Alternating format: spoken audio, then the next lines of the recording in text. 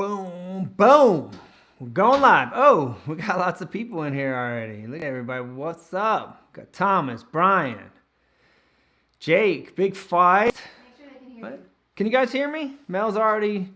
Give me a thumbs up. If you guys can hear me, give me a thumbs up before we jump in. Let me see. I'm gonna scroll to the bottom. Audio good? We be hunting. We be hunting from New Mexico. Can you guys see me? Yes. All right, David. All right, cool. What up, Jeremy? All right, cool, man. We got Eric in here. What up? What up? Florida man, what's up? All right, cool. I just want to make sure everybody can hear me before we get started. But we got 187 from Temecula holding it down from the old spot. Brian again, cool. Hope that thumb is healing up. Sweet. So everybody, we got a lot of people in here. Cool, man. We're good. I'm glad everybody's in here. Chilling, crazy, been another crazy week, huh? Real crazy here in America. But I hope everybody's doing good. Let's bump, where's my stuff? Let's bump the bumper and then we'll just get started. And we'll do it the same way we always do it. Let's just send in your questions, throw the question marks. And I'll be sure to hit. Mel's coming back in. Sorry, you need to mute your thing because every time someone chimes in, it goes bleep, bleep. All right, all right, there we go. All right, yeah, so we'll do it the same way we always do it. We'll do, put the questions, and like I said, I'll try not to skip. I try to hit everybody's question. We'll just talk about moto, talk about, life, training, fitness, whatever you guys got going. And I got a couple few announcements I'll make. Well, let's dive in. Let me get this thing cracking here, and then we'll get it started. All right, let's do it. Uh-oh.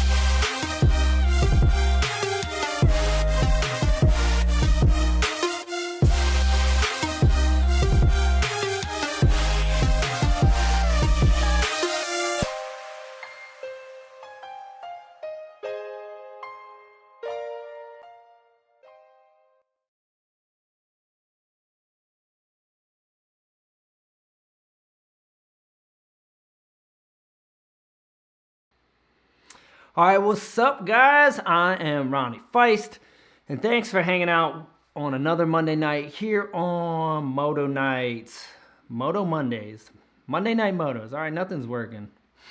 I was trying to get all that stuff to pop up on the screen, but nothing worked. It's all good. Anyway, thanks for being here. We do this every Monday night, 7 p.m. Central Time. Hang out, talk about moto, talk about life. Answer questions, anything that you guys want to know. Trying to give back feedback from been in the motocross industry since I was 9 years old, started racing. Over 35 years, been in the game and trying to share what I've learned through my journey of riding dirt bikes and being a top athlete in the freestyle world, and now being a coach. Trying to give back just to help you guys on whatever you need. Bike setup, anything, whatever you guys want to talk about, fitness, training, anything geared around motocross. That's why we do this, just to kind of give you guys some feedback. And I'm hearing Mel again. You have to push the eyeball. I tried. I kicked everything up and nothing worked. Now it's popping up, and that's the wrong one. That one says Ronnie Faisst, and it's popping up on the screen Monday Motos. So Yeah, something's lagging. everything's jacked up. It's all good. We don't need it, right? You guys been doing this. You know how we roll. We roll with it. We just make it happen. But yeah, so crazy week. A lot going on in the country. It's sad to see all the chaos, all the rioting, all the violence, everything coming from what happened in Minneapolis. And I'm not going to get all into it because, this is Moto Night. We talk about moto, but it's hard not just to jump in and not mention anything. I'm against racism. I think it's lame. I think it's weak. I'm not for it. I don't understand how anyone can just hate people for the color of skin. I think it's just a weakness. And I think it's just sad to see that there's so much of it still in our own country, but all around the world, right? It's everywhere, and it's sad. So hoping we can somehow move past that and just see people for people and look at the inside and get away from all this judgment of the exterior. None of that matters. It's about the heart. It's about the person. Get to know people. Don't judge by the outside appearance. So I'm not down with that, and it's sad to see there's so much of that still here in America. I guess, you know, I would just think we're so past that. You know, you think that's from the old days. Like, we're way past that, and then you see things like this happen, and then it just creates all this chaos, and you're like, man, it's still here. You know, there's still a lot of it. So sad to see. And sad to see the riots and the violence coming out of that, you know. I don't think there's anything wrong with protesting. If you're going to protest peacefully. There's nothing wrong with being heard, and there's nothing wrong with protesting. We're allowed to do that, you know. Freedom of speech. You're allowed to make your voice be known, but to go and burn down companies and break stuff and set cars on fire and attack police officers and all that stuff, that's not going to get any...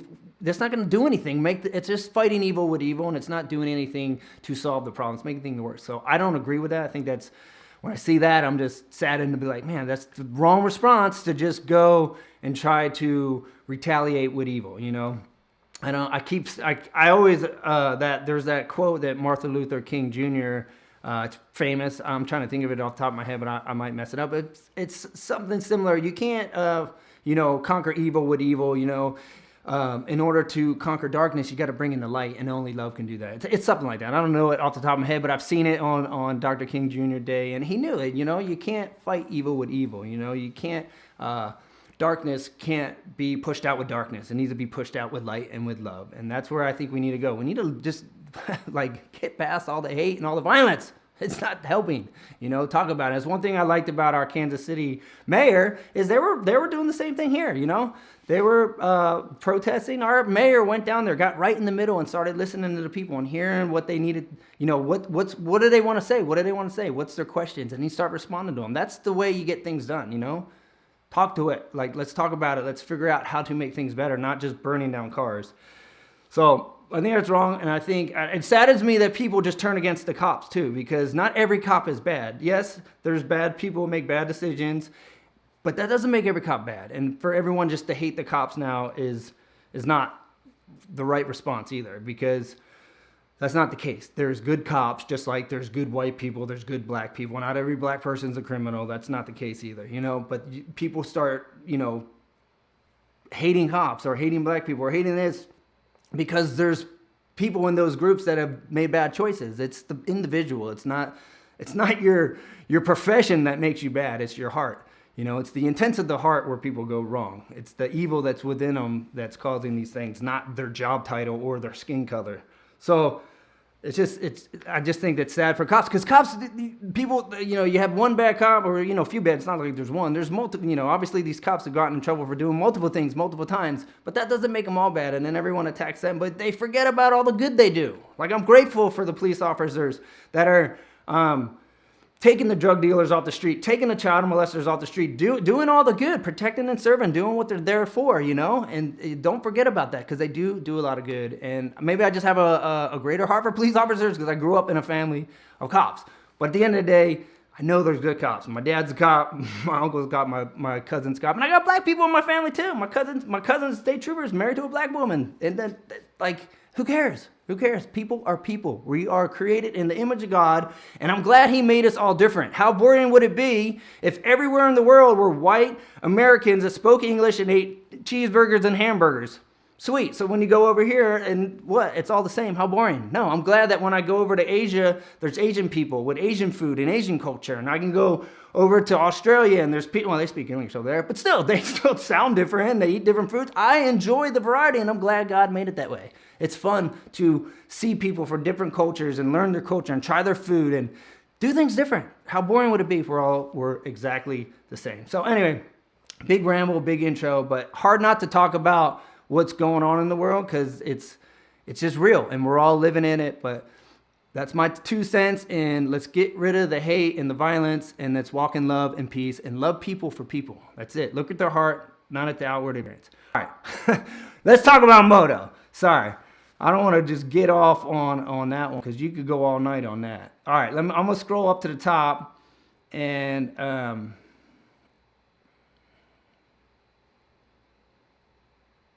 find some questions. So I'm just shooting out. My computer's working really slow.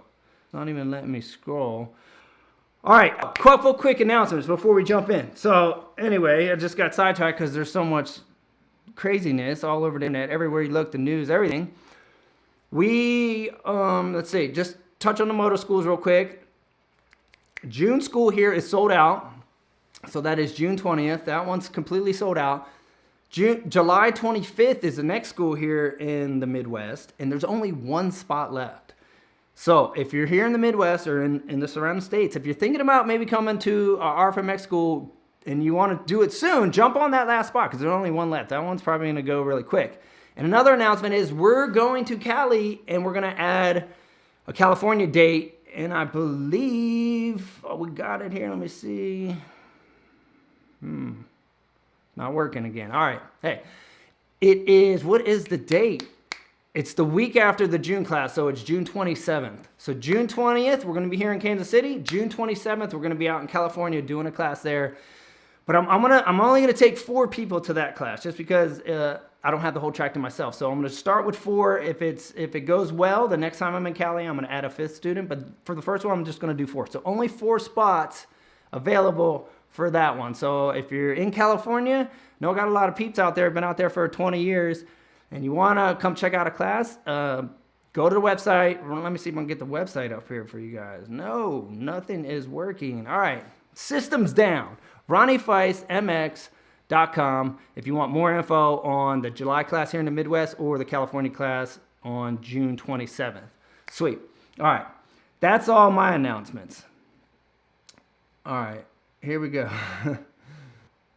Today, you got to break down. Let me see if I can at least you. All right, check it out. So, all right, cool. At least your names are coming up on here. So this is from 187. He says, today you got to break down how to throw fatty whips.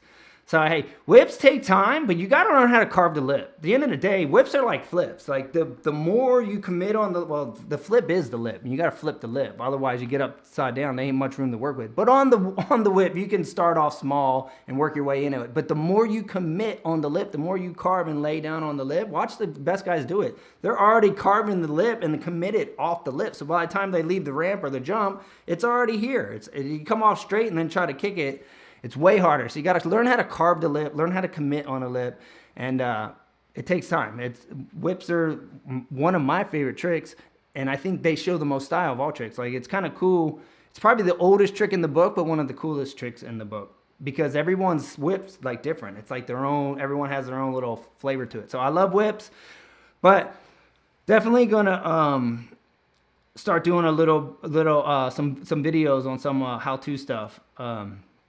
So be on the lookout of that. I know this last couple months has been crazy with all the releases of the schools, the merch on the RFMX side, and me and my wife just did our Mark Collective on our ministry site. So there's been a lot of extra stuff going on, but now we're being able to get all that stuff out of our way and get back to doing content. So I've been working on an edit from NASCAR. It's actually old footage, but I was going through it. It's really cool to kind of just remember that trip was a fun trip. So I'm working on that, and then we're gonna try to get more stuff, and I have a whole list of all these different videos I want to make. So I'm excited to start pumping out some more content because I feel like this page has turned into Moto Mondays for the last month. So, but trust me, there's better content coming than just lives. We're gonna keep doing these though. We're just gonna add those in, so we hopefully can start doing 2 videos a week.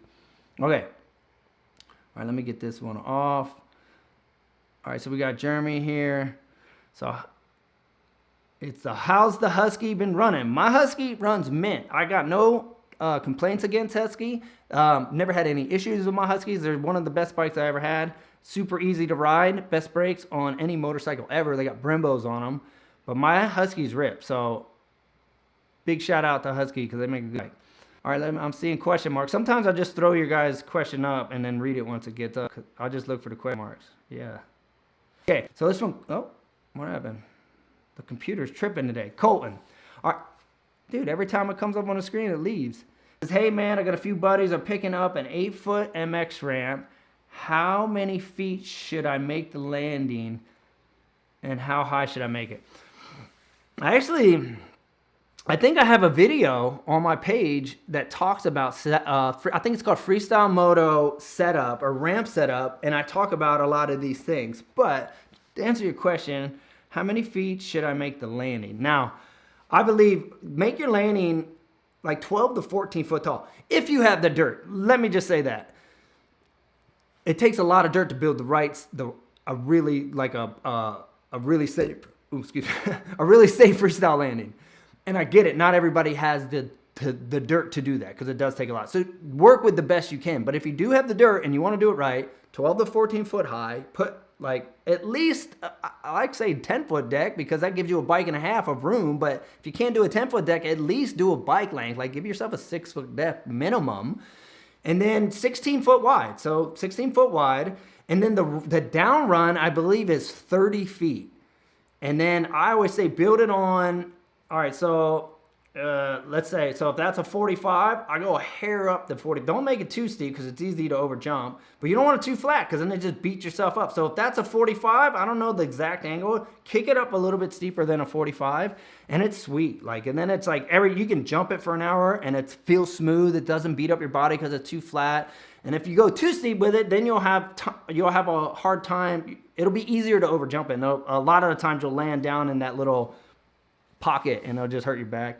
So I would say that, but check out that video. There might be some more helpful information in that on building, setting up your ramp. And if you never jumped it, that's another tip. If you never jumped the ramp at 75 feet, my recommendation is don't set it at 75 feet and just guess and go, oh, I might think I'm going to hit it here. No, push it in, hit it, cruise it, burr up, and then push it back. Burr up, make it safe so you don't set it at 75 and put all this stress on yourself and then something go wrong, now you're hurt.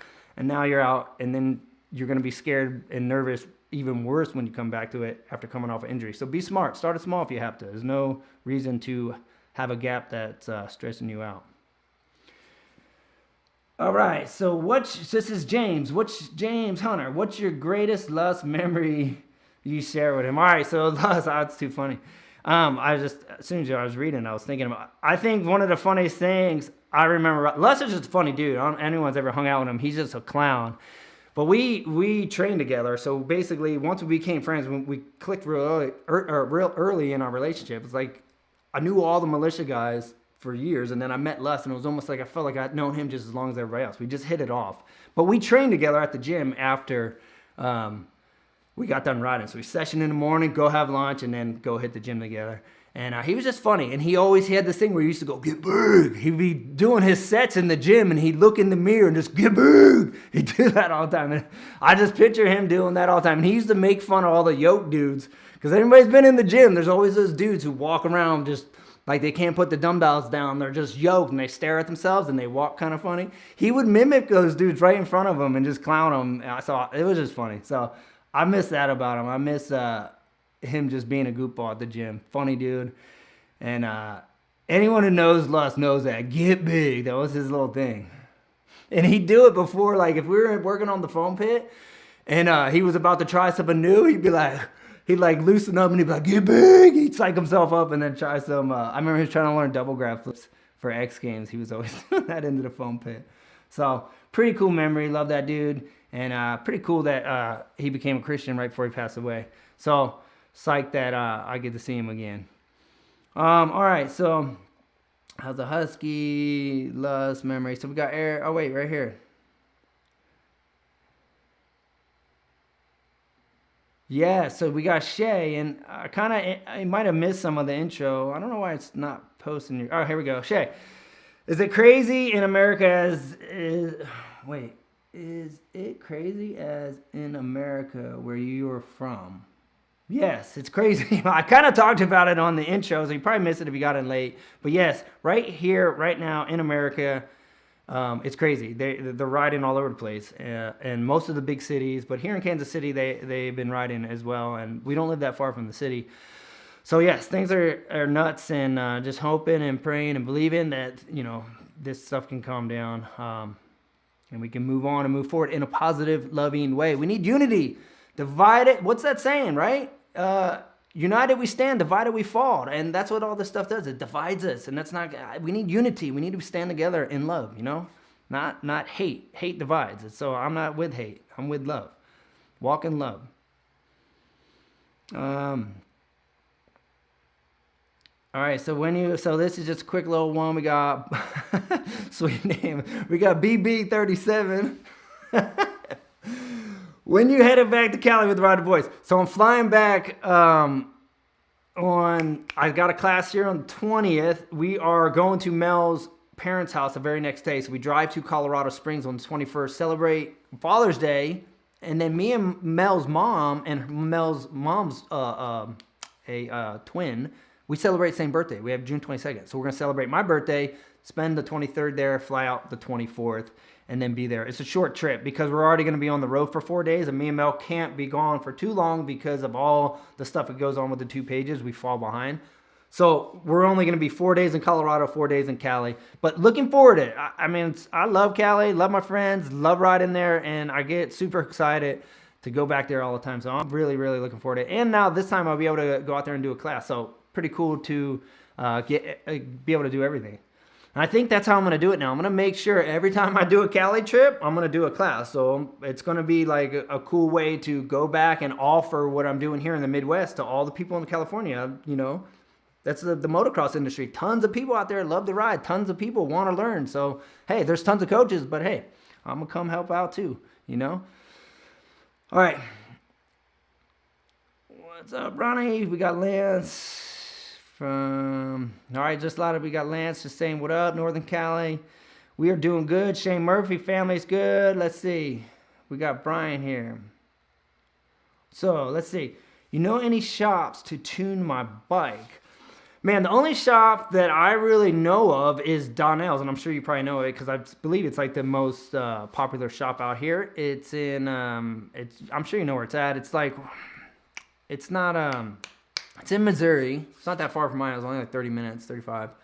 But I can't remember. It's right next to, like Lee Summit. What's that next town? Independence. It's really close to Independence. But I believe they're the best place to be. So check out Donnell's if you need something. Or, yo, hit me up. DM me. Well, like, what's wrong with your bike? Like, maybe, or send a thing. Like, maybe I can help you, dude. Like, what's up? I mean, you're local out here. Maybe we can figure it out together. If it's nothing major, if it's something easy, I might be able to help you. Okay. Worst crash. Tomcat. Tommy Clowers. That's what I'm thinking of when I read that. Tomcat. What was my worst crash? Worst crash. Man, I would have to say my femur. Even though the ACLs are longer recovery, the femur is for sure the worst pain that I've ever experienced. Breaking, I hit a wall. I was doing a show in an indoor arena, and I did a one-handed knack flip, and my foot slipped off the peg. So I went into a one-handed double knack flip, got my hand back to the bars, was able to ragdoll on the bike, but I landed with my feet off the pegs, couldn't get to the rear brake, and only had front brakes. And I'm in this super small arena, and I started going towards the wall.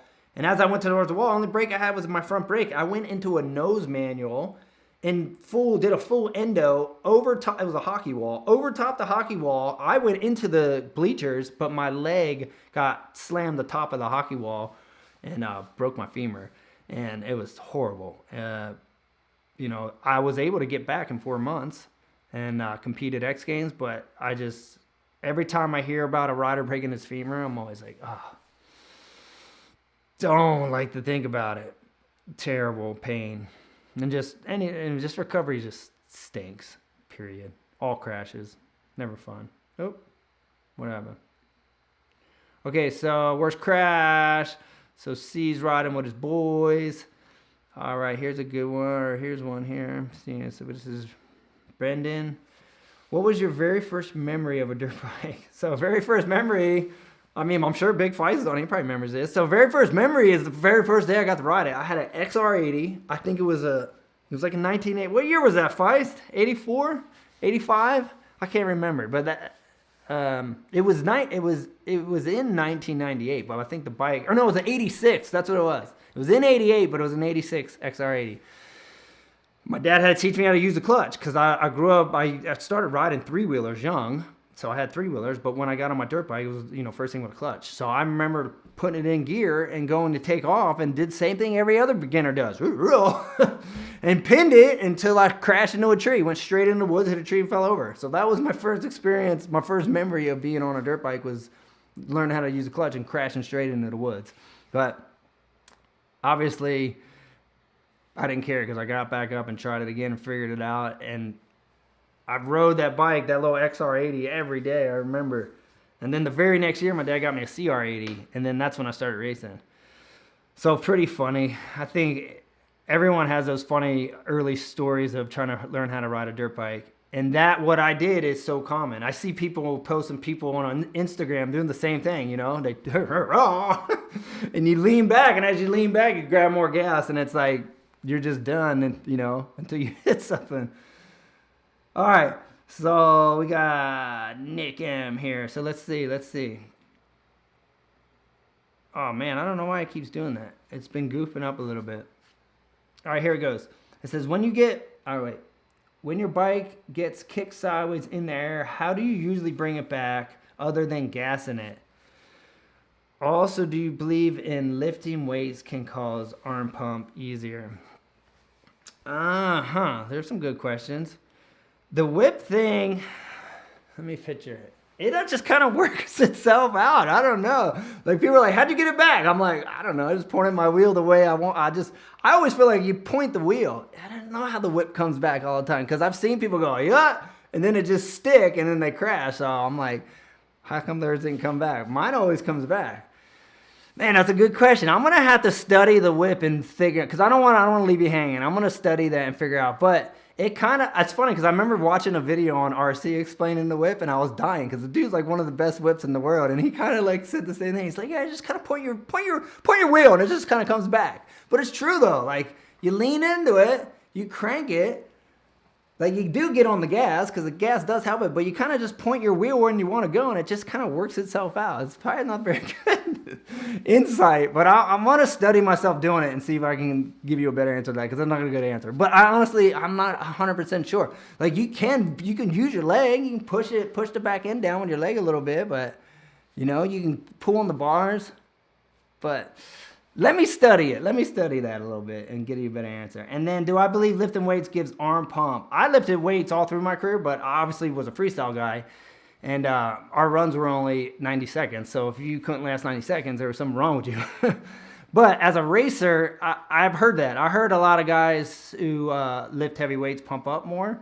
I think at the end of the day, racing's cardio. You don't need to be big and bulky to be a racer. You need to have good cardio. You need to have good lungs. You need to have good endurance. So whatever type of training, I don't think necessarily lifting heavy weights is going to be the best way to train. You know, do repetitions, build a cardio, or build muscle endurance. You know, and if you can be able to do things for long periods. So I don't think you need to lift bulky weights. Be light and just train and build endurance, because that's what you need to race. You need to be able to last for long periods of time. But I do believe the best training for arm pump, and there is no other better training, is to ride. If you have to do 5-lap motos, if you're a local race guy and you're doing 5-lap motos, then you should be able to go out to your practice track, double that, be able to ride for 10 laps. Then when you go to race day, 5 is easy, you know, or at least start, if 5's hard to you, try to go 5, and then go to 6, and then go to 7, go to 8, and work your way up until you can do 10. Because you probably, some guys are like, I can't do 10 laps. So what can you do?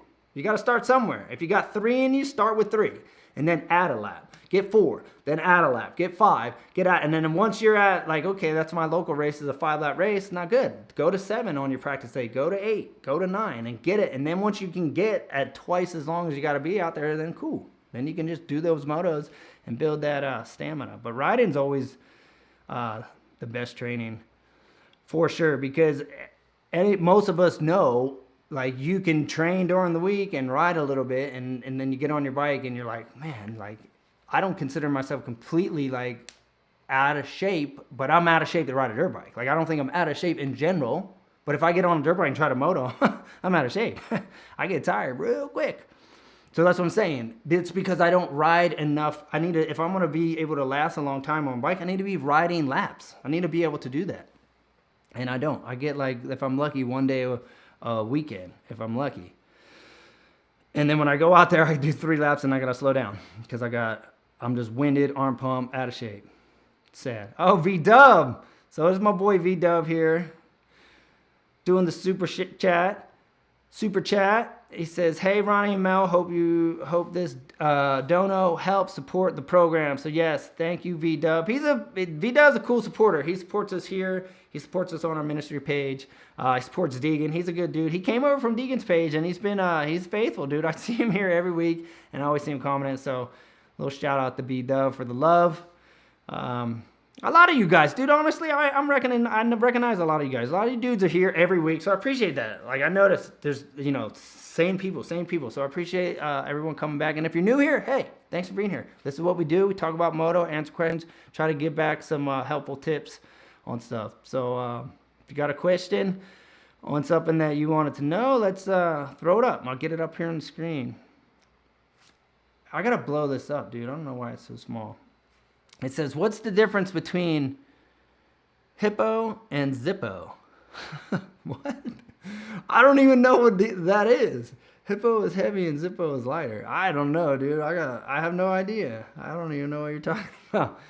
Yeah, racism is whack. I agree. 187. 100% weak, dude. There's no reason for it.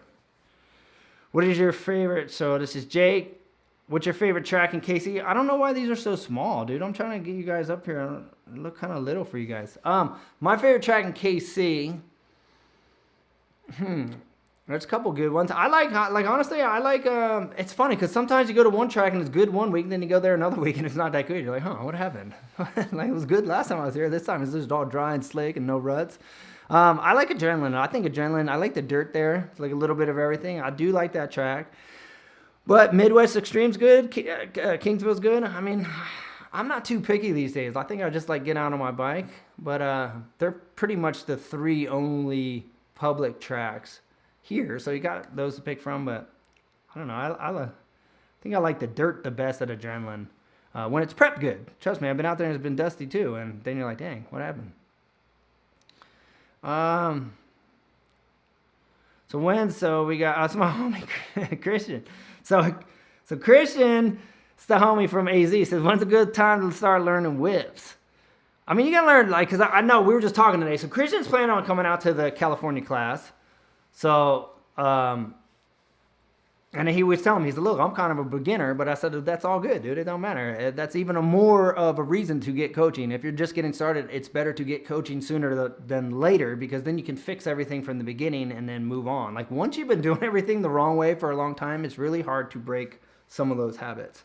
So it's better to, you know, the sooner you're getting into moto, get coaching ASAP. Whoever, find a coach. And even if you've been in there for a little while, the best guys in the world have coaches. You know, everyone has a coach. So I'm pumped that he's coming out from Arizona to get some coaching. But to learn a whip, just because you were saying you're a beginner, at the end of the day, you want to just get good bike skills, get good riding techniques, and then start to work into that down the road. I wouldn't worry about it right now. I mean, I'll come check you out. I mean, I watched a video of you riding that you posted on your page and stuff, but I wouldn't worry about it right now, because at the end of the day, let's get good body position. Let's get you in the right place on your bike and just get you working the clutch and throttle real smooth, and then let's watch your jumping ability and see where you're at, and then worry about that, because I think that's where people get off. They try the whip too soon, you know, and maybe they do what, you know, the whip, and then they don't come back. Well, I got it out, but it ain't coming back, and then that just kills confidence. And that's the one thing we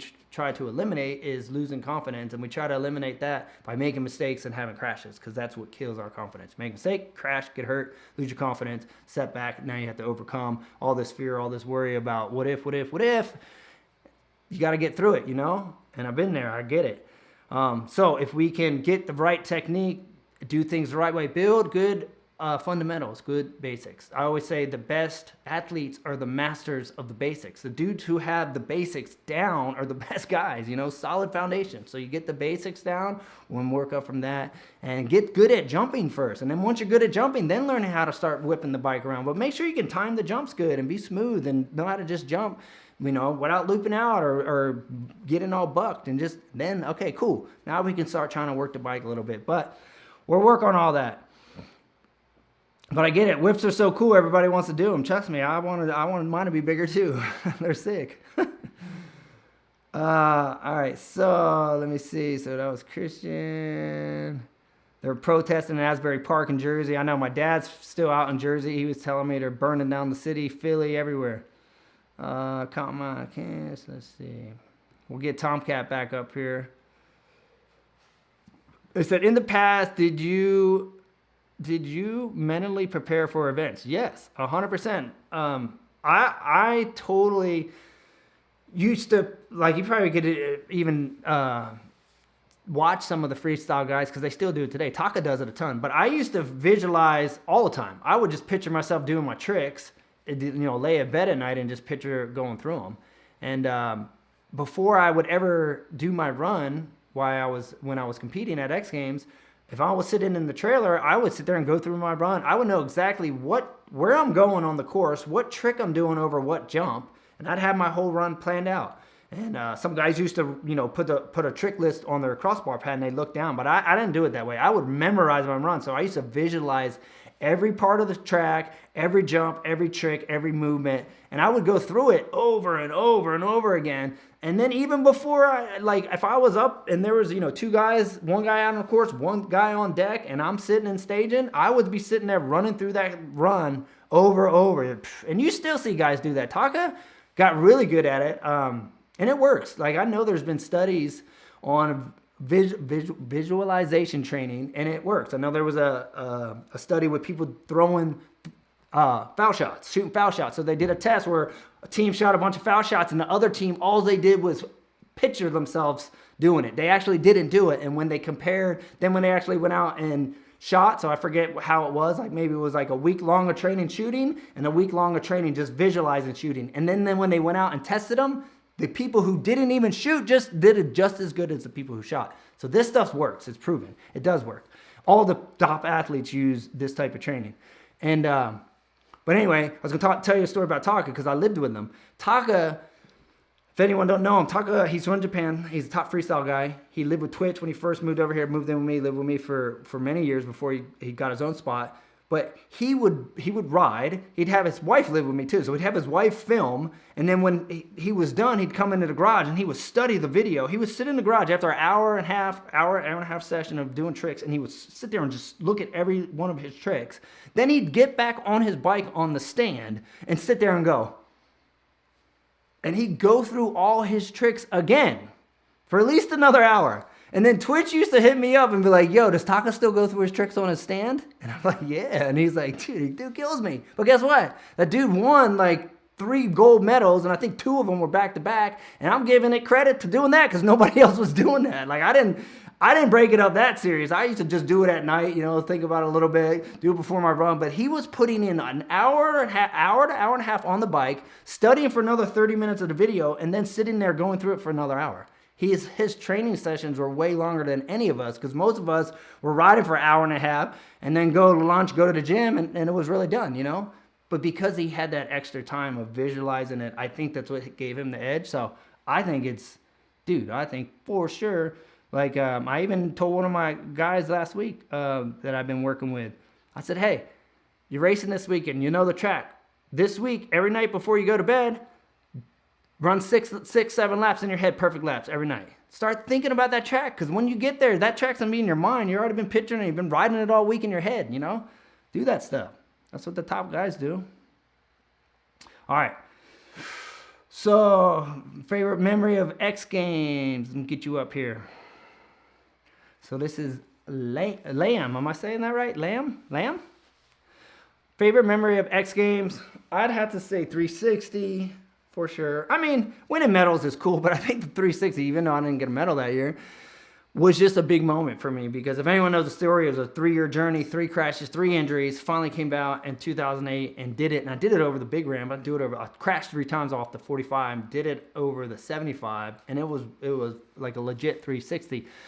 So just because of the journey, the injuries, the setbacks, the mental pressure and just the pressure of everyone, is he going to do it again? He's going to do it again. To finally land it was just like, that felt good. So that was my biggest X Games moment, even though it was done during the day qualifiers. So not many people even saw it. And I didn't even make the main that year. They said it didn't, they clipped me. They said it didn't count. The red flag was out. So they didn't even make, I was so fired up, but whatever. At the same time, I'm like, well, at least I landed the 360 and didn't end up getting carted off like I did the last 2 years. But yeah, so it was 2008. And you can, if you haven't seen it, put into Ronnie Faisst 360 X Games. You'll check it out. It's on, I know Metal Militia posted it a long time ago. All right, so how much different is a 254 stroke than a 252 stroke? I think so this is from Florida Man. I think the big difference. I mean, there's just the difference of riding 2 strokes and 4 strokes is huge. You know, 2 strokes are real explosive, and 4 strokes you can track with them a lot better. You can lug them down and be smoother with them. You don't have to use the clutch as much. So I think the 4 strokes are easier to ride in my opinion because you don't have to work as much. The 2 strokes, you got to keep them up in the R's all the time. And I think the 4 strokes, because you're able to, they track really well and you can kind of let them lug down. You don't even need to use the clutch sometimes. You can just roll back into the gas and they'll find traction and track. So I think that's the big difference, is just the way the 4-stroke power responds and the way a 2-stroke power responds. 2 strokes super explosive. 4 strokes a little bit more gradually increasing with the power. So I'm a 4-stroke guy because I'm old. And I like 450s because you can just cruise, put them in third and just roll, jump everything. So that's my style. You can be a little bit lazier on a 450 and get away with way more. So that's what I like. Because I rode, the last time I went to Cali, I rode a 350. And I went out in the first like 2 laps. I tried to ride it like my 450. And I was like, this ain't a 450. I'm like, you got to ride this thing. You got to be aggressive on this thing. You know what I mean? And 250 4-stroke even more aggressive. Like 250 2-stroke or 250 4-stroke, you got to ride it. You got to stay aggressive. You know, 350, you get on a 450, you can kind of be a little laid back on that thing because it has so much power. You let the power just get you out of everything. All right, so here's Christian again. He says, how do you start? Oh, wait, I already asked that one. Sorry. Got you. How do you start learning whips? All right, we're going to do a whole session out there on whips since he's hyped up on it. No, I think somehow I backed up in my questions. All right. Cheeseburgers. I'm seeing people talking about cheeseburgers. Coffee mugs, coffee drinks, cheeseburgers. All right, so here we go. We got Jeremy. Wait, I already answered that. I'm way back. He said, how do you like your... I don't know how I got so far back in the questions. Do I know Travis Pastrana? So this is a quick little easy one from Kareen? Yes, I do know him. Actually, just did a live with him maybe like a week and a half ago. They did a live with some of the guys from the old Krusty videos. It was Dana Nicholson, John Freeman, Seth was on there, Deegan was on there, Travis Pastrana was on there. So first time I've seen him in a while, but we are friends. And lots of respect for him. One of the best ever in freestyle, and just an innovator, always pushing it, always coming up with new stuff. Super exciting rider to watch. All over the course, always doing cool, fun stuff. So, yeah, he's sick. Best way to train off the bike. So here we go. So here's Christian again. So he's saying best way to train off the bike. So I think everyone would have different opinions about this, but I like to cycle because I obviously had the 2 ACL replacements, so when I run, it hurts my knees. So I like to cycle, but swimming too, that's another thing I enjoy. But I think swimming and cycling are really good. When I was competing, I used to run up a hill. So I found a hill because if you run up a hill, you run at a slower pace. So it's not it's not like you're running a long distance for 30, 40 minutes on flat ground just beating up your knees. If you run up a hill, it's a short sprint up the hill, and there's less. You're running at a way slower pace, so your knees don't taste it. But I used to do that, and your heart rate would spike. But you got to remember, like what I was training for. When I was running those hills, I was training for speed and style. So I was training for this really short sprint. So I wanted to train in a way that was going to spike my heart rate really high and get it up there because I knew I only had like a less than 5-minute race. But if you're a moto dude, you're going to want those long 1-hour bike rides, you know, those 45-minute jogs and stuff, long swims. But I think cycle, I mean, look at all the top dudes. All the top dudes cycle. I'm sure a lot of them swim. Swimming is, if you ever tried to swim, if you haven't swum and you have a Olympic pool at your gym, go there and try to swim back and forth nonstop for 5 minutes. And you'll be like blown away how winded you are. Because I tried it last summer. I'm like, I'm gonna start swimming, you know, no resistance, or you know, no what's the word I'm looking for? No, like it's not beating up your body, and it's like really light resistance. So I'm gonna just go out there and go for it. So I'm like, yeah, going right now, 5 minutes. Was puffing. I was like struggling. I'm like, dang.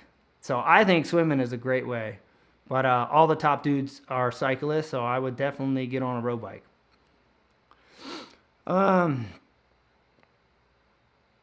Yep. So Brian saying I bought 3 bikes at Donnell's. Yep. See, that's like the best place around here. There's a couple other spots, but I just go there. How do you help? So Christian and Hardy up against arm pump. Yeah, I think a lot of us get arm pump. Let me pop Christian. Christian's got a lot of good questions tonight. So I think a lot of guys arm pump. For one, I don't think a lot of people hydrate it properly, and I think when you're dehydrated, you cramp up faster. So one thing is just getting more water into your body, and so that's important, especially if you're going to be racing. Another thing is how are you holding the bars? Are you holding the bars with this really tight grip, and you're kind of just, almost death grip and not being relaxed and flowing on the bike? You got to hold on to the bars, but you don't need to death grip the bars. Like, hold on to them just smoothly, but then work the bike. Don't fight the bike and try to muscle it around. And when you start clamping down like that and fighting the bike everywhere, fighting it through the ruts, going through the whoops and just tensing up, that's going to give you arm pump real fast. So you have to kind of learn how to ride relax and to breathe. Another thing is, if there's no oxygen getting to your muscles, they're going to pump up. And that's for sure one of the hardest things that when I was racing speed and style, that I had tried to train myself to learn how to breathe. Like, it's easy to go on a jog. Super easy. Get on a road bike. Right? That's easy. Get on your motorbike and go ride Supercross and see if you can go. It's so much harder because you get so focused, like the whoops come up, you're like, okay, the whoops, and all of a sudden you didn't realize you didn't even breathe. You just got so focused on trying not to skip one and go over the bars that you went. Then you get out of them and you're like, oh man, I wasn't breathing. And same thing, going through a super gnarly section, you come out and you're like, okay, I got to seat bounce and triple through this. Well, you get so focused, you go, and you stop breathing. So I used to have to try to train myself to everywhere I left was a breath. Every time I landed and took off again was another breath. So it was almost every rhythm was we're up, and that's how I had to breathe on a smaller arena cross track. But if you're gonna ride outdoor, try to find places that you can breathe. But that is a huge reason why people are pumping up too, is because they're not breathing no oxygen to the brain, to the arms. It's gonna cause you to cramp. But it takes a lot of time to master breathing on a dirt bike. It's nowhere near as easy as going for a jog. But you have to do it. You have to start to think about that and start to remind yourself. It's funny. You ever stand at the Nationals or anywhere and you look at the pit boards the first 2 laps, 3 laps? You ever notice breathe? All the mechanics are like breathe because they know their riders. When you're in race mode, very easy to forget to breathe. You're thinking about, oh, I got to get up to the front, forgetting to take a breath out there. Okay, have I ever met?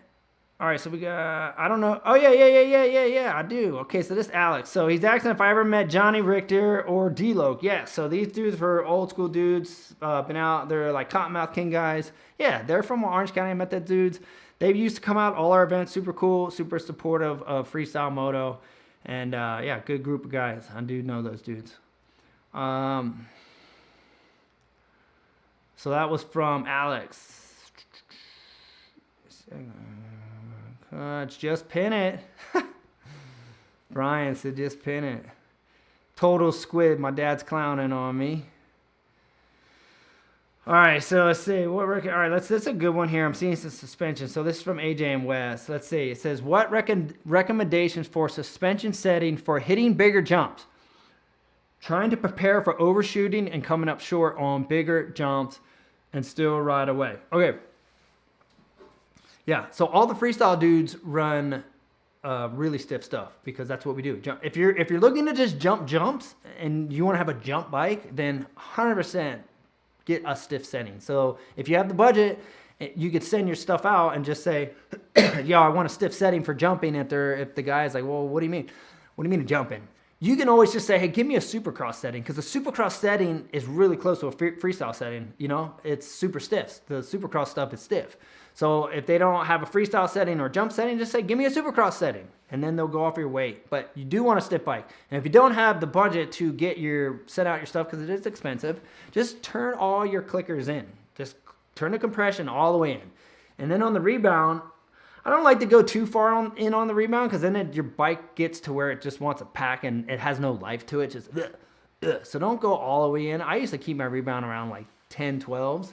That way it still has life. It still wants to move, But you can go down, like if you want to just, because it does, if you do stiffen up the rebound as well, it will still feel a little bit stiffer. So, but don't just go all the way in and make the bike a rock. Maybe like I wouldn't go any farther than 8 if you're trying to get everything out of stock suspension that you can. But crank in that. If you got air forks, put some more air in them. Be sure to check your sag, see where your sag's at. If you're like on outdoor bikes, like 4 inches. But if you're going to be riding indoor or jumping, you can go 3.5. It's not going to matter, you know, if you're going to be out jumping. But definitely want a stiff setup for jumping big stuff for sure. And that will help with those over jumps and cases. Soft bikes on jumping stuff sucks. Because as soon as you go long, you blow your ankles out. And you're eating a sprained ankle all week. So Raceway Park.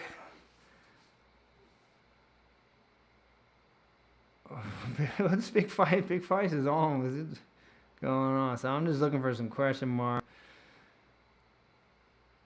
Okay, so here we go. We got a girl in here tonight. So 12-year-old. Oh wait, sorry. Oh wait, yeah, 12-year-old gold in a male dominant sport. Yeah, okay. So all right. So then we got Limelight WDW. It says, I'm a 12-year-old girl in a male dominant sport. Any advice and thoughts on motocross schools in New Mexico? Oh, about me coming down there. Yeah, huh? I mean, right now we're gonna stay in the Midwest. We're gonna start to go to California, just because it's lots of relationships out there, the industry's out there, and I enjoy going out there and seeing my friends. So if I can do both, sweet. So, but I'm open to travel. We're just not gonna do it right this right yet, as far as going all over the place. But I'm not saying that I wouldn't. And I'm just wondering if there is any coaches down there.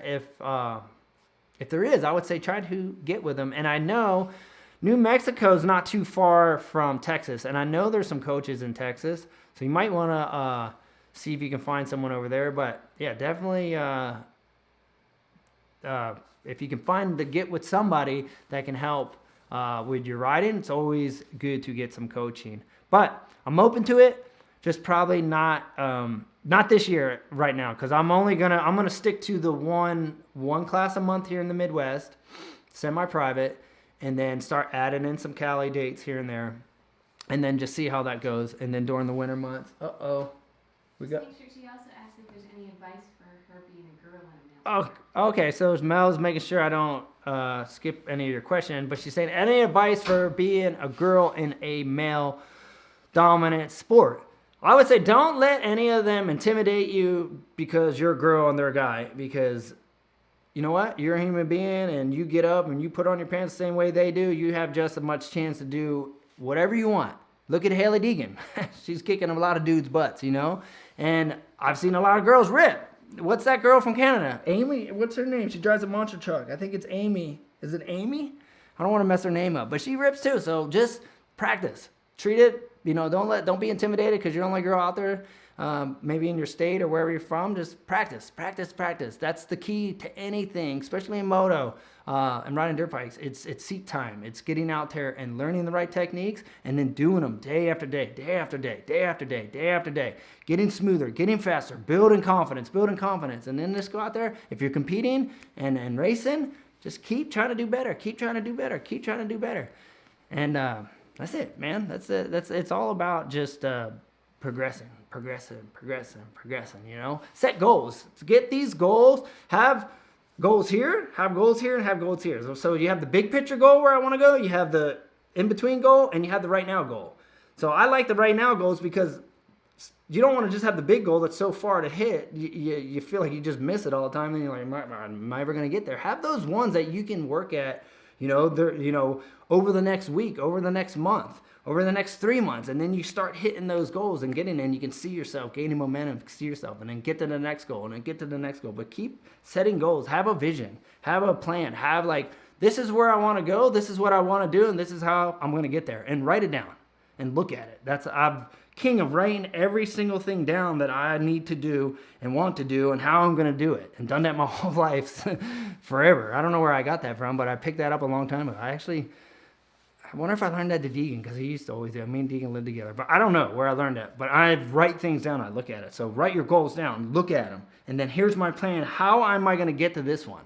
right? And then once I got to that one, what's the next one, and how am I going to get that? And you just start boom, boom, chipping away at it.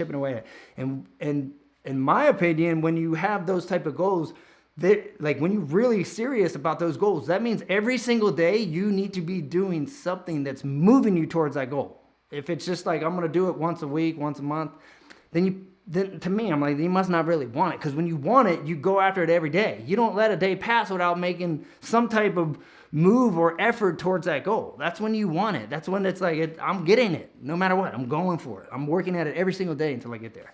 And so set those goals and go after them. I think anybody can get anywhere that they want when they set their mind to it and they work hard at it. I think we're all created equal, and we all have the ability to be good and to be great, you know? And I think what separates good from great is those little things, those guys like that thing that Taco was doing, you know? That little extra bit. He had that little edge that made him great for those 2 years when he just dominated us and nobody could beat him.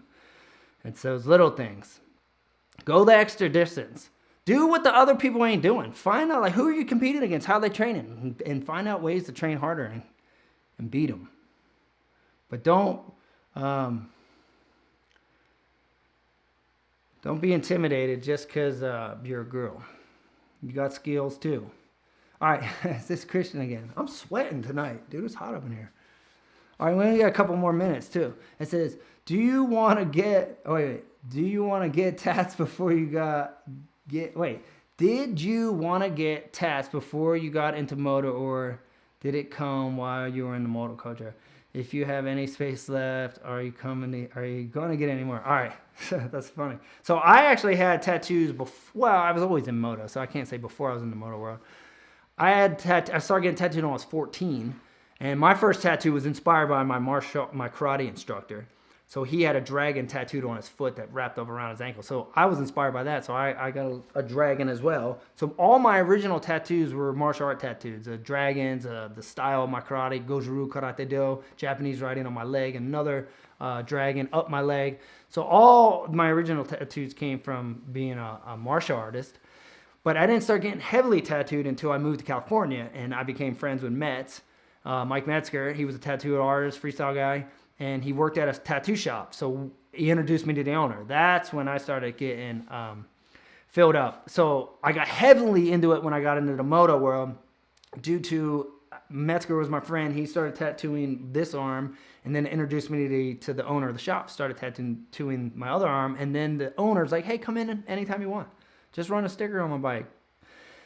And then that led to all of this. And I don't really have any more space. And I don't think, I would have to start getting really creative to find spaces. And I'm probably done, to be honest with you. I'm probably just going to let them get old and fade out. Because mine are ugly compared to what they used to look like. But it's all good. All right. So, yeah, let me just wrap it up. We'll wrap it up here. So, we got V-Dub. We'll do two more real quick. I'll do two more and we'll wrap. We got 2 minutes. 1 minute questions here. All right, so V-Dub says, you're going to start selling marked decals. I would love to buy some and add them on my pit bike. So, yes, we're in the process of, we had some on the RFMX site, but we took them down because the sizings were messed up. We didn't want people buying stickers that are saying a certain size and they were showing up with the sizing off. So I was bummed. So I'm like, hey, we need to get our stickers right. So we pulled them down. We're working on getting RFMX stickers, and we are going to work on getting marked collective stickers. And if people are wondering what's Marked Collective, it's a clothing brand that me and my wife had started just recently. You can check it out, markedcollective.com. But yes, V-Dub, we're working on all that stuff. We're working on a lot of stuff. We got hats coming on the RFMX side. We got 26 hats coming. We got some just regular RFMX. Is this one of them? Yeah, it's a sample here. But they're all coming. It's just things are just taking time. And let me just say that since we're talking about merch. Anyone I know some of you guys have gotten your orders, but anyone who's still waiting on your order, just thank you for being patient. And I promise you will get your orders on both sides, marked or RFMX. Things are just taking slower with the times we're in. So just... you'll get it, please. Just thank you for being patient. And I would love if you guys start posting anytime you get anything. If you purchase a shirt, hat, whatever from Mark, from RFMX, whatever, post it up. Tag me in, tag us in, so we can repost it on our pages. It'd be really cool to just start giving you guys some shout outs on the pages for supporting the brands and the stuff we do. So I'd be pumped if you guys, when you guys get your stuff, if you posted some stuff on your story that I could repost. Okay. All right, we are at 8 o'clock. Like to keep them at an hour, so we're gonna end with Clay. Last question of the night. He says, "Do you think Tomac has a champion in the bag? Seems like he has a gear on everyone else, even though I'm for Roxon." I'm with you. I know Tomac is hard to beat. I am for Roxon 100%. But here's the thing: I'm not gonna say he has it in the bag. He only has an 8-point lead.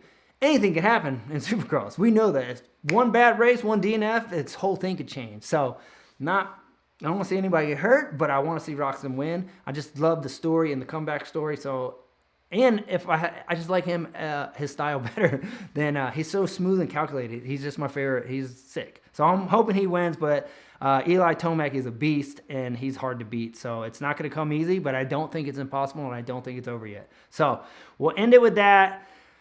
Great questions tonight. Always great to hang out with you guys. We'll be back next Monday as well, and like I said, we're going to keep trying to pump out more content other than this. Hopefully you can start getting out 2 videos a week. So be praying for me, guys, to give me the strength to edit videos, because it's my least favorite thing is to sit down and edit. But I do it because I want to have cool stuff to get out to you guys. So yeah, thanks for hanging out. Thanks for supporting RFMX, and we'll hope to see you guys on the next one. And I'll see some of you guys at the local track, and I'll see some of you guys out in Cali. Remember, June 27th, California, RFMX class. And have fun, be safe, be blessed, stop the violence, show the love. We love you guys. Peace out.